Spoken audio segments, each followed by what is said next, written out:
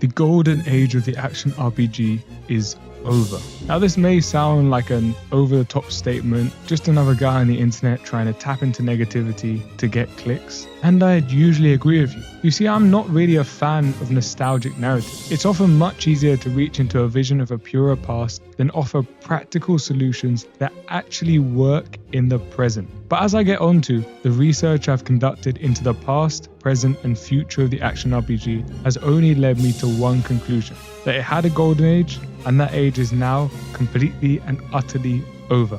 I first came to this realization last week when for the 1000th time I was pulled into the world of CD Projekt Red's role-playing masterclass, The Witcher 3. At this point, playing The Witcher has almost become a religious commitment to me. Like a loner's call to prayer, every now and then I get the insatiable urge to load it up again and see how far I can get until I realize the outside world also exists. But my last playthrough was interrupted by a disturbing thought. You see, midway through that White Orchard quest, we are trying to find out who burnt down the resident dwarfensmith's forge. A troubling thought disrupted my escapism and pulled me into the depressing reality of the modern game industry. Does it get better than this? You see, I couldn't think of a single title in the 9 years since The Witcher 3 came out that's beaten it at its own game. In that same period, I've graduated from university, grown incredible facial hair, and experimented with chemical reactions. And in many ways, I've become a completely different person. And yet, at this current moment in time, with the wealth of post-2015 RPGs I've played,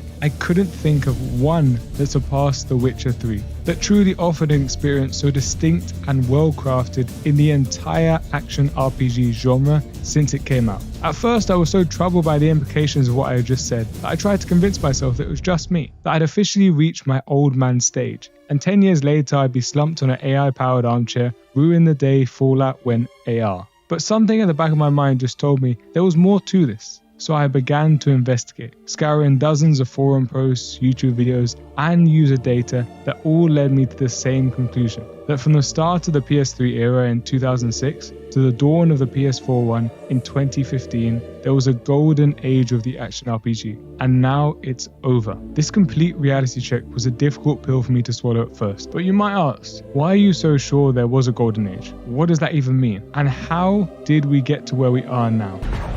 Into the fade, aren't we? Well, if you stay on, I'll do my best to answer both questions. A golden age for me is a time period where new ideas and formulas flourish, and these raw ideas are molded into polished masterpieces. And 2006 to 2015 certainly fits this description. In these years, so many beloved franchises emerged that the next 9 years seems almost menopausal in its dryness. We're talking about the Dragon Age franchise, the Mass Effect franchise, the Witcher franchise, the modern Elder Scrolls formula, the Bethesda Fallout franchise, the Dragon's Dogma franchise, the Assassin's Creed franchise, the Souls franchise. I could go on. But since 2015, we've seen barely any new IPs and franchises emerge. In fact, the genre has become increasingly derivative. Nearly every exciting new release by the titans of the action RPG genre in this period was born from a series established or made during the Golden Age. In fact, the only truly new IP, which I don't think Elden Ring qualifies as, that achieved widespread critical and commercial acclaim is the Horizon Zero Dawn series and Cyberpunk 2077. And this is a trend that carries to the less successful but well-liked releases. Just think, what are the most anticipated big action RPG releases this year? You could go to Kingdom Come Deliverance, or perhaps iCarly the Veilguard. Sorry, I meant Dragon Age the Veilguard. Very similar aesthetics, where the industry hasn't just run out of ideas, but quality as well. And the sales data backs this up. You see, old games are selling better than new ones. The top 5 best-selling action RPGs of all time are as follows: Skyrim, The Witcher 3, Fallout 4, Elden Ring, and Cyberpunk 2077. Now at face value it might sound fairly close, 3 from the Golden Age versus 2 now. But if you look at the raw numbers, a very different story begins to emerge. Not only did the combined sales of the top 2 continue to surpass the rest, but they managed to outsell a high proportion of new releases in the same time period. Skyrim, from the 2016 release of Dark Souls 3 to 2023, not only radically outsold the title, but nearly beat the entire sales of the Soul franchise as well. And this is 5 years after it was released. And a similar story emerges for The Witcher or Fallout 3. And this is a worrying trend, not because sales equal quality. They don't. but because they equal appeal. And if old games are outselling new ones a decade after release, it suggests that a whole new generation are deciding that the past was just better. And if you don't believe me and you think I'm exaggerating, can you name, apart from Elden Ring, a single action RPG classic from the years of 2015 to 2024 that doesn't include The Witcher 3? I can't. Starfield, the biggest release of this period, is larger and more empty than Boogie As time 2988. went on, I became aware that it might not. But you might be asking, what caused this decline into derivativeness and low quality? Well, before I go into the why, I want to remind you guys to like, subscribe and leave a comment if you're enjoying the video. It will help me meet my ambitious target, pumping out another video before the release of Fallout 5. Anyway, back to things. At first, I had no idea how to answer this question. All of the conventional explanations, from greed to technological shifts to an obsession with graphics, seemed to be missing a key connective tissue, an underlying theme that tied them all together like a chain gang of concepts. So I took a terrifying leap for a gaming content creator, and I decided to think for myself. And after a long period of intellectual meltdown, which also happens to be the title of Biden's presidential biography, I finally found an explanation that manages to explain all the things going wrong in the game industry. Wokeness. Nah, I'm joking. Calm down. You don't need to transition to another video. Nah, the real reason is audience capture. Now, you may have heard this term elsewhere, but just in case you haven't, I'll explain what it means. Audience capture describes when an organization or individual changes their product, opinions, or approach to please a certain demographic, and not because of their own personal preferences. You know, like when a politician suddenly has an epiphany and completely changes all their positions, when doing so just happens to increase their chances to win power. Or when a content creator bases all their opinions on what happens to be popular in their community, just to get views. You know who I'm referring to. Now, in the context of the game industry itself, however, I'm using it to refer to when design choices are consciously made to appeal to a certain demographic, regardless of the dev's personal opinions. So we're talking about a development approach that's audience versus creative-led. Now, as I'm sure you're probably thinking already, isn't some degree of audience capture inevitable? Well, yes, because game companies have to find a large enough niche outside of their own circle to make ends meet. So they can't just make something so specific to their preferences that it becomes completely unmarketable to anyone else. And so certain storytelling techniques and gaming features will be included to make their titles accessible to a wide enough audience. Unless you're Hideo Kojima. Because that guy is like the JP Mafia of gaming. Nothing he does should work, and women will never understand it, but it just somehow manages to bang every single time. But he's a rare exception. For the most part, developers try to meet the public where they're currently at. These focus group safe games, the sort of ones that IGN would refer to as polished, are a dime a dozen in the post-Golden Age action RPG space, and are a major reason for the drop in quality. But I'm sure you're thinking, why has this extreme audience capture become more of a pattern in the last 9 years than the previous 9? Haven't these incentives always been around? Well, to explain what changed and how it led to the current situation, I'm going to use the story of the Marvel Cinematic Universe. Our tale begins in 2008 with the release of Iron Man. It's strange to think of it this way now. At the time, Marvel Studios was a completely unknown entity. Superhero films have achieved individual or even series successes, but the unique Marvel style of filmmaking and franchise creating was new and fresh. When Iron Man came out, it proved not only that this formula worked, but that it was able to dominate the mainstream and bring a whole new audience to the superhero genre. And with this recognition came money. And with money came a renaissance of the genre. We're talking the Avengers, Thor, and Guardians of the Galaxy. Countless classic IPs were created, but this very success also sowed the seeds of the genre's decline. You see, after the unprecedented success of Ultron and Infinity War, Marvel realized they had reached the perfect formula for commercial dominance with the Avengers, and so they thought, why take any more risks and try to, come up with new ideas and exciting new concepts when we can just take a formula that works and copy and paste it onto other franchises? Now, this is where the accusations that Marvel films are like theme parks from the likes of Martin Scorsese comes in. And you can hardly disagree with him. The titles that followed the Avengers and were created in this period all had the same trademark sense of humor. Hey, how's your girl, man? She left me. Oh. Yeah, my mom died too. And my dad got deported. but I got the band. It's nice. Yeah, right?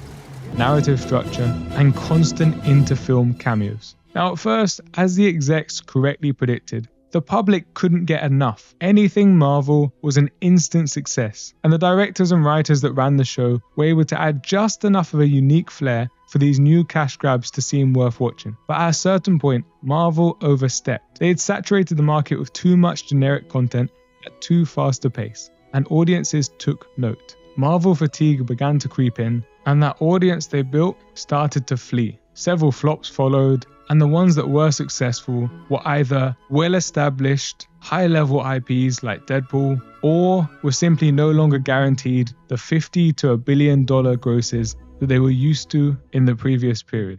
Skyrim was the Iron Man of the action RPG genre. When it came out, it offered a product so universally compelling, it brought a whole new audience to the genre that had never played an Elder Scrolls or action RPG game before, and in doing so, fundamentally changed the expectations of the industry. You see, in the pre-Skyrim PS3 era, when so many Golden Age titles emerged, selling a few million copies represented massive financial success. Mass Effect 2, one of the best titles of this era, only sold 2 million units in its first week. So when Skyrim came out and deservedly sold 7 in its first week and 10 mil in its first month and didn't stop, it completely altered what devs thought was possible. 2 million was fine in 2010, but after Skyrim it seemed like pennies. So as a consequence, studios completely shifted their approach to meet this new mainstream audience. But you don't have to take my word for it. As the executive producer of Dragon Age Inquisition put it in a 2014 interview, Skyrim changed the landscape for role-playing games completely. I mean, Oblivion probably sold 6 million units, basically that range. Skyrim sold 20 million. So that, to some degree, changes everything. Now suddenly you have 15 million people who have basically had the first RPG they've ever played as Skyrim. They have a completely different expectation of what storytelling is, what exploration is, and I think exploration is really where we've seen the biggest change. As with the MCU, the new mainstream attention this brought to the genre was great for it at first. You see, it enabled even fairly small studios like CG Projekt Red to reasonably justify throwing immense amounts of money into extremely ambitious products just because they knew there was an audience. That's how we get games like The Witcher 3 and even Dragon Age Inquisition, which I would say is still up there as one of the best games in this period. But like with the post-Avengers MCU, this didn't last for very long. You see, the larger studios realized that the mainstream audience primarily cared about accessibility and familiarity more than innovation, because they're casual. As Mark said, they aren't long-term players. They came with Skyrim or they came with the big games in the genre, and they don't really understand the rest. So just present them with something similar and they'll be fine. And studios realize this. So they thought, why invest in the unlikely prospect of creating a Witcher or a Skyrim when you can just add the sort of accessibility features that enabled a game like Skyrim